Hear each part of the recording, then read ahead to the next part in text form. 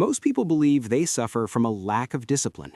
They look at their unfinished projects, their inconsistent routines, their fluctuating motivation, and they reach a simple conclusion. I am not strict enough with myself. The diagnosis feels obvious. If you were more disciplined, you would wake up earlier, you would work longer, you would avoid distractions, you would push through discomfort without hesitation. The solution, therefore, appears equally obvious: apply more force. But there is a deeper question that almost nobody asks. What if force is not the missing ingredient? What if the real problem is direction? Discipline is a multiplier. It does not decide where you go, it only accelerates movement. If your direction is correct, discipline speeds up progress. If your direction is flawed, discipline speeds up damage. And because damage can look like effort, it often goes unnoticed for years. This is the first layer of the illusion. You assume you are weak because you feel exhausted. You assume you lack character because you cannot maintain extreme routines indefinitely. But exhaustion is not always a symptom of weakness. Very often, it is a symptom of misalignment. Imagine trying to sprint while carrying unnecessary weight. If you collapse halfway, is the problem your stamina or the weight you never questioned? Most people never question the weight. They inherit expectations from culture. They absorb definitions of success from social media. They internalize the idea that seriousness must look intense, and intensity becomes confused with commitment. In modern culture, visible effort is rewarded socially. Long hours are praised, busyness is admired. The phrase, "I've been swamped," has become a subtle signal of importance. Exhaustion is presented almost as proof of ambition. If you are constantly tired, you must be building something meaningful. But there's a difference between being overloaded and being aligned. Alignment feels calm. Overload feels urgent. Alignment reduces friction. Overload increases noise. Yet overload looks more impressive from the outside. This is where many disciplined people quietly suffer. They are not lazy, they are not unfocused, they are incredibly capable of pushing themselves. But they are pushing within a structure they never designed. They wake up early, they follow routines, they push through resistance, but their core direction remains vague. Their priorities are scattered, their goals conflict, and so discipline becomes a weapon turned inward. The problem is not that they lack discipline. The problem is that they apply discipline indiscriminately. When everything is treated as important, nothing truly is.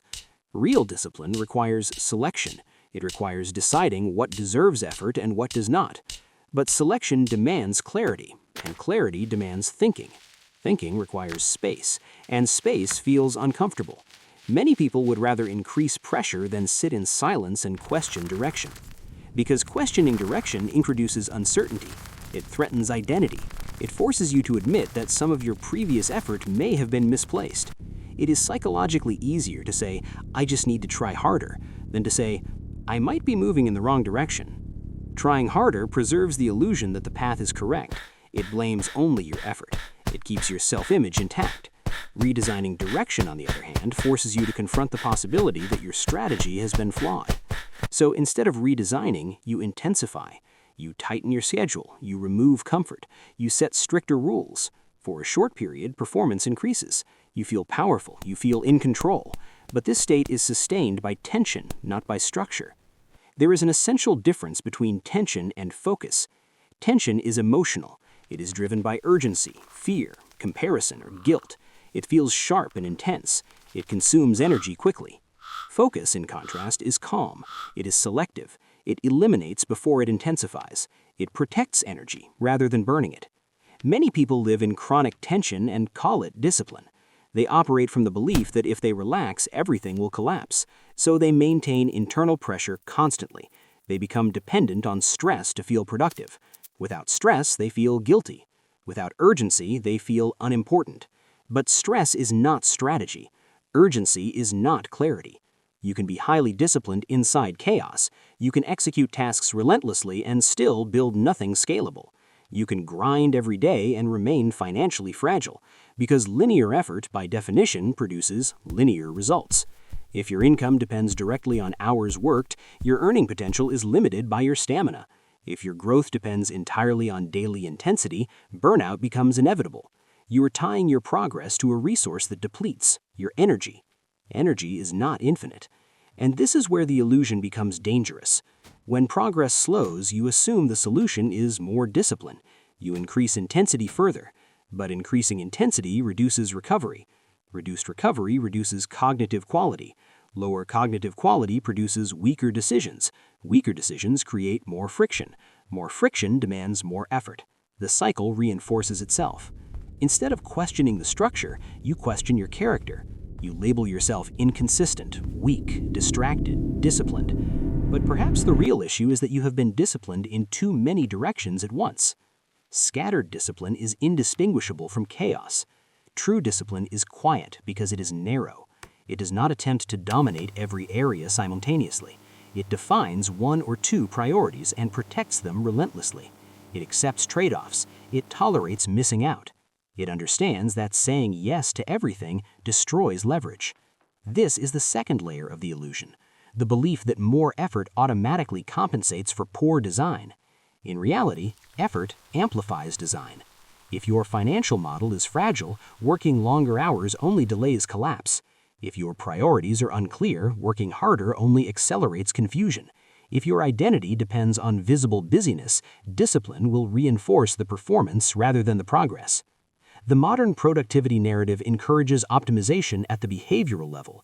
Better habits, better routines, stricter schedules. But behavior is downstream from structure. If the structure is flawed, optimizing behavior is like polishing a cracked foundation. Architecture determines where force flows. Without architecture, force leaks. This is why some people who appear less intense outperform those who grind constantly. They have fewer inputs. They protect cognitive bandwidth. They make fewer but higher leverage decisions. Their discipline is not louder, it is cleaner. Clean discipline compounds. Chaotic discipline exhausts. The question is not whether you are capable of discipline. Most people are. The question is whether your discipline is aligned with a structure that compounds over time. If you are constantly reacting to emails, to deadlines, to external expectations, you are disciplined within someone else's architecture. Your effort supports a system you did not design. To reclaim discipline, you must first reclaim direction. And direction begins not with action, but with elimination. What can be removed? What can be simplified? What can be ignored without real consequence? These questions feel dangerous because they reduce visible activity, but reducing visible activity often increases invisible progress. Invisible progress compounds. Visible effort impresses. You must decide which one you value. Most people are disciplined enough to suffer. Few are disciplined enough to simplify. Suffering feels active. Simplifying feels uncertain. Yet simplification is where leverage begins. Leverage is not about working less. It is about designing effort so that it produces disproportionate results. That requires clarity about what truly moves the needle in your life, financially, professionally, psychologically. Clarity cannot coexist with constant noise, and noise is often self-imposed through overcommitment disguised as ambition. The illusion of discipline convinces you that you need more pressure. In reality, you often need fewer commitments. Until you confront that, you will continue to confuse exhaustion with effort and effort with progress. And that confusion will keep you disciplined but stuck. To understand how deep the illusion goes, we need to look at money. Because money reveals structure. Many people believe that increasing discipline automatically increases income. The logic feels straightforward. If you work more hours, improve your skills, push harder than others, and stay consistent, your earnings will rise accordingly. And at first, they do. Linear discipline produces linear results, but linear systems have ceilings. If your income depends directly on your time, then your earning capacity is tied to a limited resource. There are only so many hours you can work. There are only so many decisions you can make in a day without cognitive decline. There are only so many years you can sustain extreme output before your health pushes back. Yet, instead of questioning the structure, people try to stretch their limits.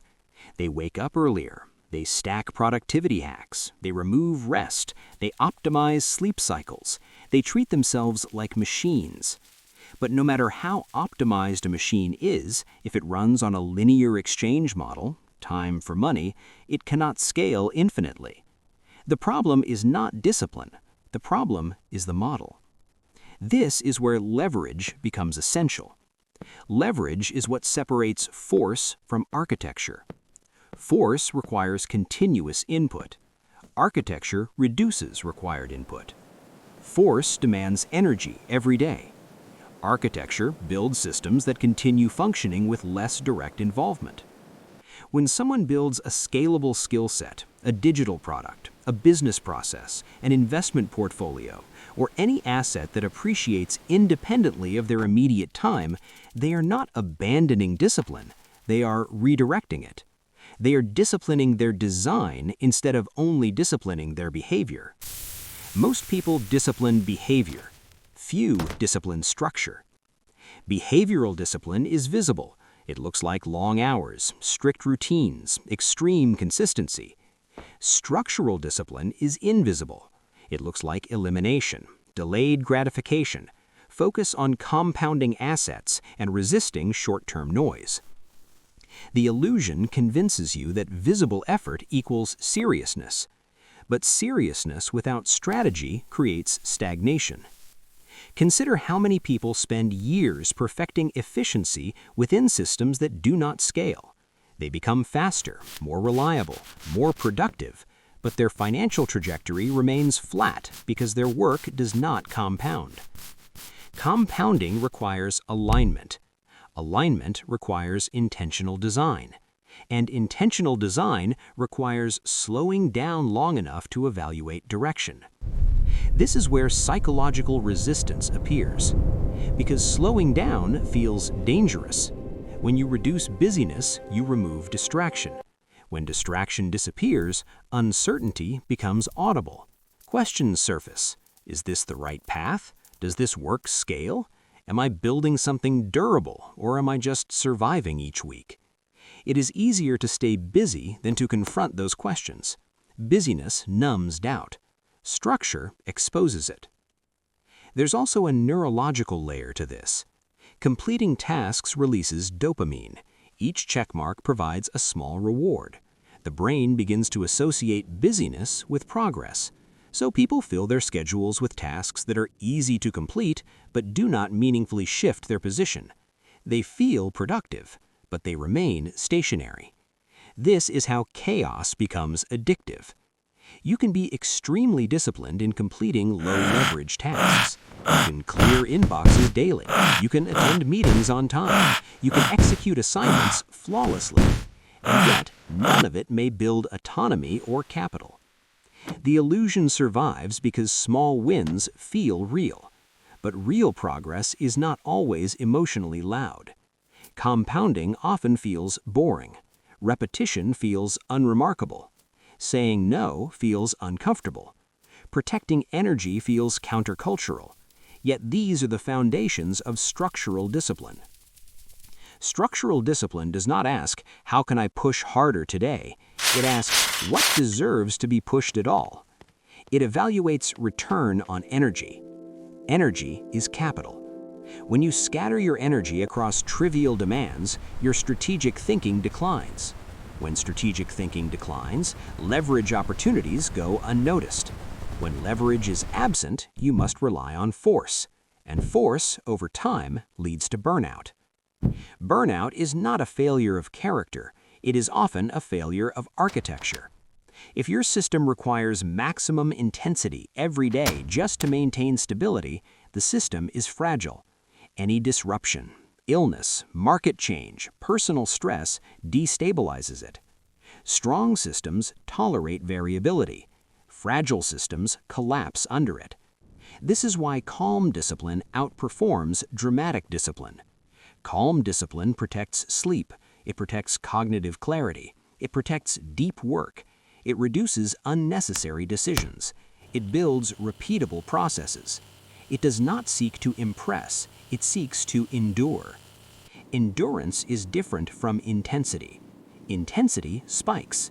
Endurance compounds. The illusion pushes you towards spikes. Architecture builds endurance. There's also a moral distortion in modern work culture. People equate suffering with virtue. If something is hard, it must be meaningful.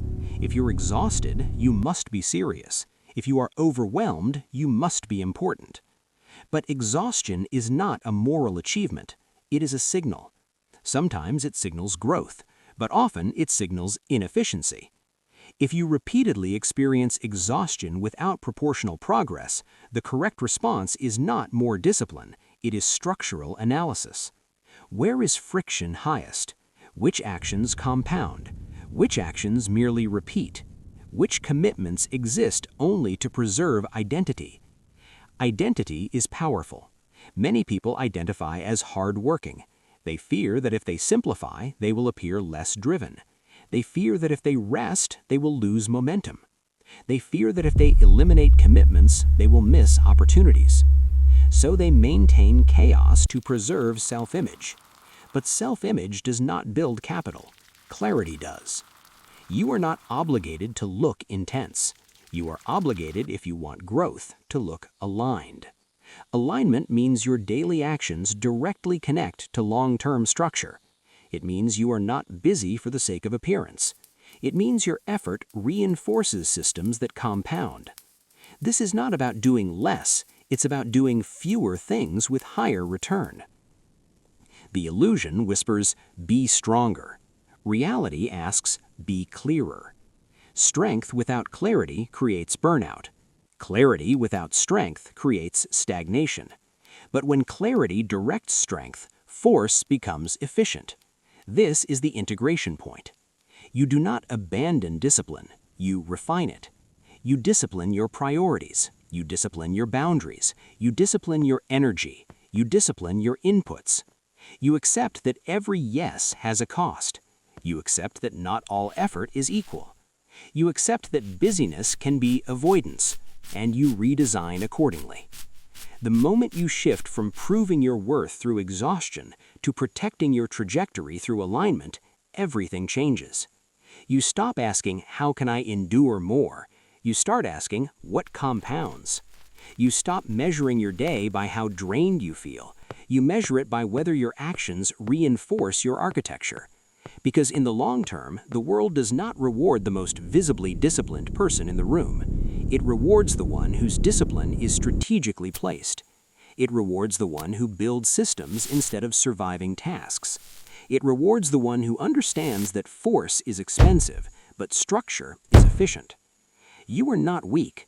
You are likely overextended in directions that do not compound. You do not need more pressure. You need more precision. And precision requires thought before force. Discipline is powerful, but only when it serves architecture. Otherwise, it becomes an illusion, one that keeps you working, striving, exhausting, and wondering why progress feels so far away. Work with design, work with intention, work with structure, and let discipline become a tool, not a punishment.